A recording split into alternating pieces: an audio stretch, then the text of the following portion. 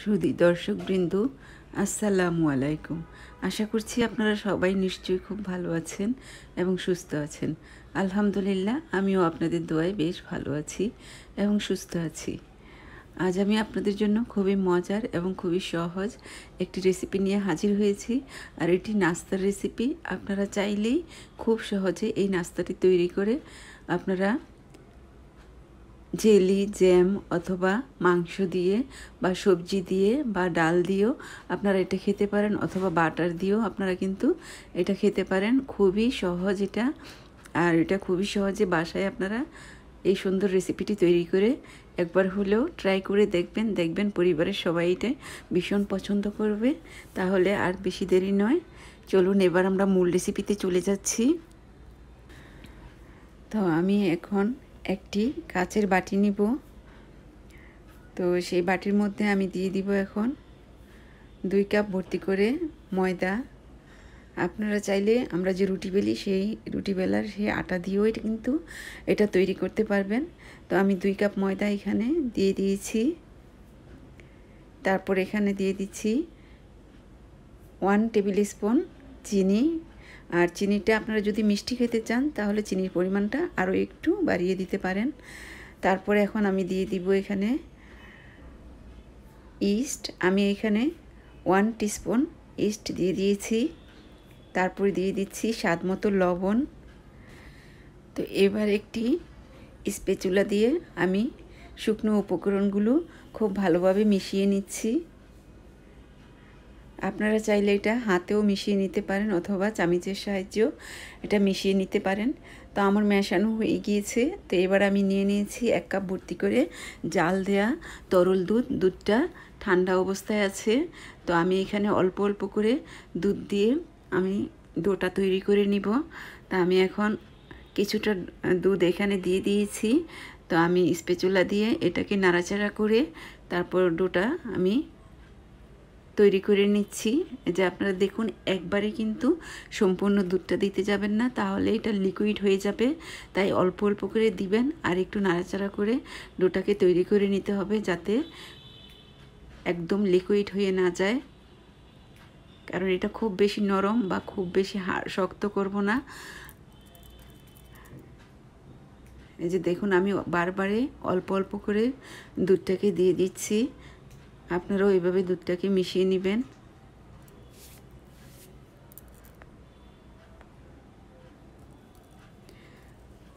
তা আমার দেখা যাচ্ছে পুরা দুধটাই এখানে লাগবে।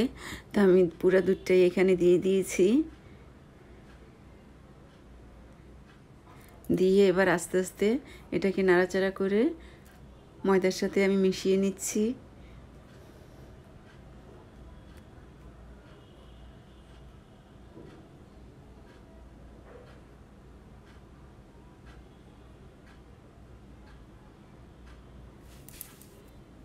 তো আমার কিন্তু অনেকটা আপনার ময়দা রয়ে গেছে শুকনো অবস্থাতে। এই জন্য আমি অল্প একটু পানি এখানে 1 টেবিল স্পুনের মতো পানি এখানে দিয়ে দিয়েছি। নর্মাল পানি দিয়েছি এখানে।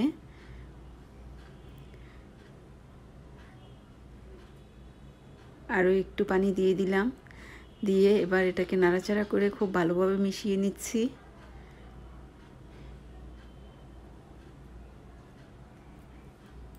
আমি এই ডোটার মধ্যে তরল দুধ দিয়েছি। আপনারা চাইলে এখানে টক দই দিতে পারেন, তাতেও কিন্তু এটা খেতে ভীষণ ভালো লাগবে।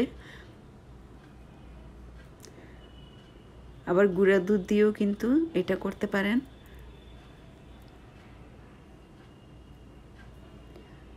তো এবার সাইডের অংশটাকে আমি ভালোভাবে পরিষ্কার করে নিয়েছি। নিয়ে তারপর আমি এখানে তেল দিয়ে দিব। আপনারা চাইলে গলানো বাটার দিয়ে দিতে পারেন।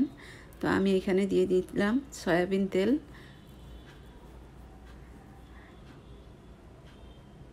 তো আমি তেলের পরিমাণটা এখানে 3 টেবিল স্পুনের মতো দিয়েছি। দিয়ে এটাকে নাড়াচাড়া করে একটু মিশিয়ে নিচ্ছি। তারপর আমি এখন এটাকে হাতের সাহায্যে ডোটাকে খুব ভালোভাবে 10 মিনিটের মতো মেখে নিব। তা আমি এখন স্প্যাচুলাটা ভালোভাবে পরিষ্কার করে নিচ্ছি। নিয়ে তারপর আমি হাতের সাহায্যে আমি পুরা ডোটাকে 10 মিনিট মেখে নিব। আর এই ডোটা যত বেশি করে এটা মেখে নেবেন আপনার নাস্তাটা তত সফট হবে আর এটা খেতেও ভীষণ ভালো লাগবে।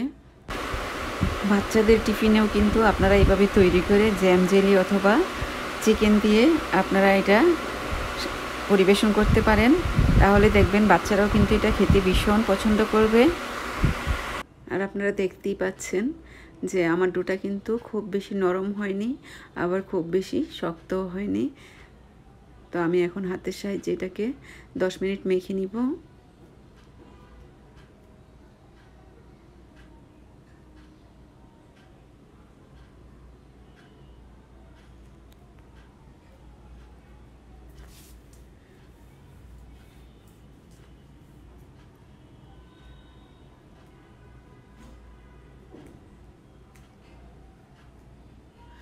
তো আমার প্রায় 10 মিনিট হয়ে গিয়েছে। তো এবার এটার উপরে অল্প একটু তেল দিয়ে এটাকে আমি ভালোভাবে একটু সমান করে তারপর উল্টিয়ে পাল্টিয়ে একটু তেলটা ভালোভাবে লাগিয়ে আমি এটাকে ঢাকনা দিয়ে ঢেকে রেখে দিব আপনার 2 থেকে আড়াই ঘন্টার মতো। তো এখন একটি আমি প্লেটের সাহায্যে ঢেকে রেখে দিব। আপনারা চাইলে ফয়েল পেপার দিয়ে এটা ঢেকে রেখে দিতে পারেন। তো আমি এখন ঢেকে রেখে দিচ্ছি।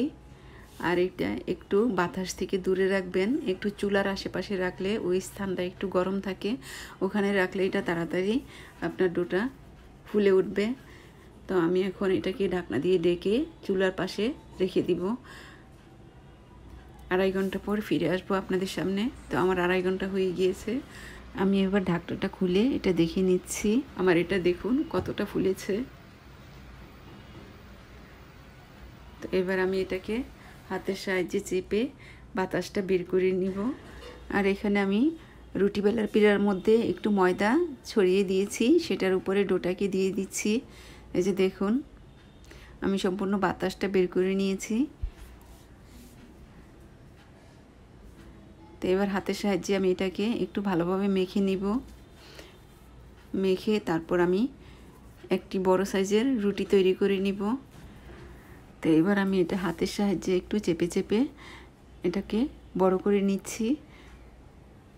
তো এবার আমি এটাকে বেলুনি দিয়ে বেলে তারপর বড় সাইজের একটি রুটি তৈরি করে নিব। আর এই রুটিটা কিন্তু বেশি পাতলা করা যাবে না, এটা একটু মোটা থাকবে। আর কতটা মোটা থাকবে সেটা আমি আপনাদেরকে দেখিয়ে দিব। এই যে দেখুন আমার এটা কিন্তু বেলা অলমোস্ট হয়ে গিয়েছে। এই যে দেখুন এটা কিন্তু প্রায় হাফ ইঞ্চির চেয়েও একটু বেশি মোটা রেখেছি। তো এবার আমি একটি ছুরির সাহায্যে এটাকে আমার পছন্দ মতো সাইজে আমি কেটে নিব। তো আগে সাইডের অংশগুলোকে আমি একটু কেটে নিচ্ছি, কারণ আমি এটা প্রথমে স্কোয়ার সাইজ করে নিব, তারপরে এটাকে আমি কাটবো। তো দেখুন আমার এটা কিন্তু কাটা হয়ে গিয়েছে। আর সাইডের যে অংশগুলো ওগুলো আমি একটি বাটিতে রেখেছি, এগুলি দিয়েও আবার আমি তৈরি করে নিব। তো আমি এখন এটি কেটে নিচ্ছি। তো আমি এখন 3 কোনা করে কেটে নিচ্ছি। তো এই ফাঁকে আমি আপনাদের সাথে কিছু কথা বলে নিচ্ছি। যারা ইতিমধ্যে আমার চ্যানেলটিকে সাবস্ক্রাইব করে নিয়েছেন তাদের সবাইকে জানাচ্ছি অসংখ্য ধন্যবাদ। আর যারা আমার চ্যানেলে নতুন তাদেরকে অনুরোধ করব আপনারা আমার চ্যানেলে গিয়ে লাল সাবস্ক্রাইব লেখাটি ক্লিক করুন, তারপর পাশে থাকা ঘন্টাটি ক্লিক করে দিন। দেখবেন আমি সুন্দর সুন্দর নতুন নতুন রেসিপি আপলোড দেওয়ার সাথে সাথে আপনাদের কাছে নোটিফিকেশান পৌঁছে যাবে। আর তখন সবার আগে আপনারা আমার রেসিপিটি দেখতে পারবেন। আর এমনই সব মজার মজার রেসিপিতে ভরপুর আমার চ্যানেল। আপনারা চাইলে এক নজর ঘুরে আসতে পারেন, দেখবেন আপনাদের কাছেও এটা রেসিপিগুলো খুব ভালো লাগবে। আর যদি ভালো লেগে থাকে তাহলে আপনাদের পরিচিত সবার সাথে আমার রেসিপিগুলো বেশি বেশি করে শেয়ার করে দিবেন। তো দেখুন আপনাদের সাথে কথা বলতে বলতে আমার কিন্তু কাটা হয়ে গিয়েছে প্রায়। আর আপনারা আপনাদের পছন্দ মতো যে কোনো শেপ দিয়ে কেটে নিতে পারেন।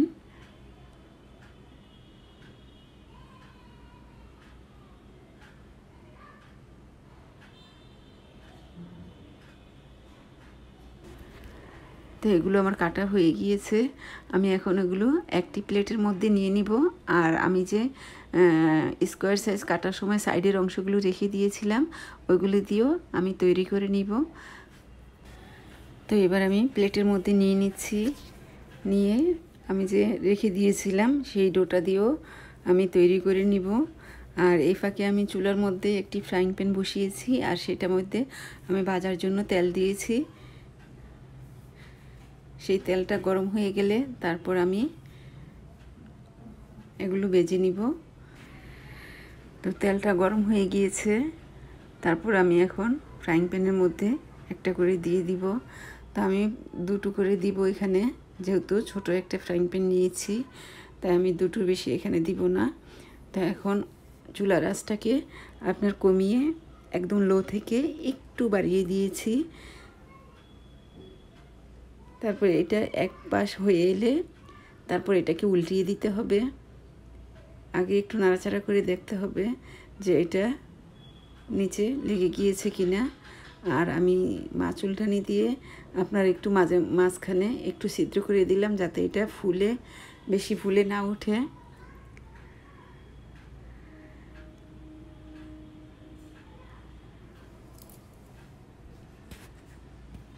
খেয়াল রাখতে হবে যাতে নিচের অংশে পোড়া লেগে না যায়।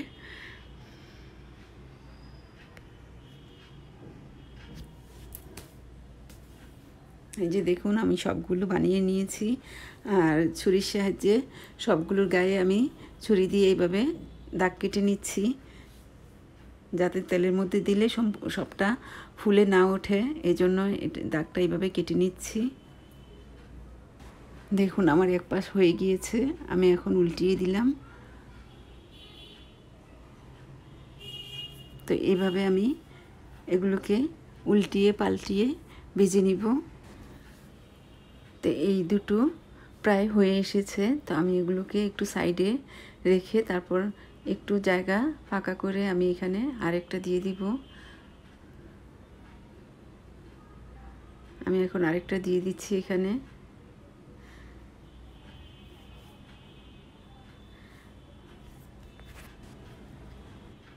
আর আমার এগুলো হয়ে গিয়েছে, তো আমি এবার এগুলো নামিয়ে নিচ্ছি।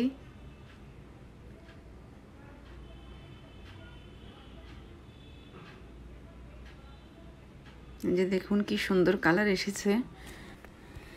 তো এবার আমি নামিয়ে নিব। তো এইভাবে একের পর এক দিয়ে উল্টিয়ে পাল্টিয়ে সবগুলো আমি এভাবে সুন্দর কালার আসার পর নামিয়ে নিব। তারপর আপনাদেরকে সবগুলো ভেজে দেখাচ্ছি। এই যে দেখুন আমি ভেজে নিয়েছি, এখন আপনাদেরকে সাজিয়ে দেখাচ্ছি আমার এগুলো কেমন হয়েছে। তো আমি এখানে সাজিয়ে নিয়েছি, তারপর আমি আপনাদেরকে একটি ভেঙে দেখাবো এটার ভেতরের অংশটা কেমন হয়েছে। তো আমি এখন এটাকে ছিঁড়ে আপনাদেরকে দেখাচ্ছি। এই যে দেখুন এটা কি সুন্দর হয়েছে, আর ভেতরের অংশটা খুবই সফট। আপনারা এইভাবে বানিয়ে জ্যাম, জেলি, মাংস অথবা সবজি আর ডাল দিয়ে আপনারা এটা পরিবেশন করতে পারেন, তাহলে দেখবেন আপনাদের কাছে ভীষণ ভালো লাগবে। আর আপনারা বাটার দিয়েও কিন্তু এটা এভাবে খেতে পারেন, তাহলেও কিন্তু ভালো লাগবে। তো আমি বাটারের সাথে একটু চিনি মিশিয়ে নিয়েছি, এভাবে খেতেও কিন্তু এটা ভালো লাগে। আর আপনারা চাইলে এভাবে বাচ্চাদের টিফিনে কিন্তু আপনারা তৈরি করে দিতে পারেন, তাহলে কিন্তু দেখবেন বাচ্চারা ভীষণ পছন্দ করবে এটা। আশা করছি রেসিপিটি আপনাদের কাছে বেশ ভালো লেগেছে। এতক্ষণ কষ্ট করে আমার সাথে থাকার জন্য, আমার রেসিপিটি দেখার জন্য আপনাদের সবাইকে জানাচ্ছি অসংখ্য ধন্যবাদ।